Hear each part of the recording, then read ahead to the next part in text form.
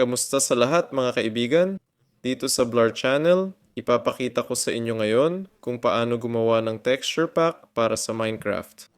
Pumunta tayo sa search at i-google natin ang Minecraft Texture Pack Template. Kailangan lang natin ng isang blankong texture pack, kaya i-download natin ito. Pagkatapos ma-download, buksan at i-extract natin ang file. Sa desktop, i-extract natin ang file.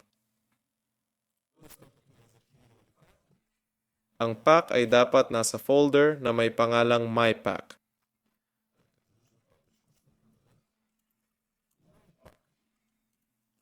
Ilagay natin dito ang na-extract na files. Ito na ang ating texture pack. Kung gusto ninyong maglagay ng sarili ninyong thumbnail, i-upload ninyo dito ang larawan at pangalanan itong pack.png. Kung gusto ninyong baguhin ang mga block, pumunta sa Assets a Minecraft, Textures Blocks. Nandito ang mga larawan ng lahat ng blocks. I-right-click ang block na gusto ninyong baguhin, piliin ang Open with Paint 3D. Sa Paint 3D, pwede na nating i-edit ang block.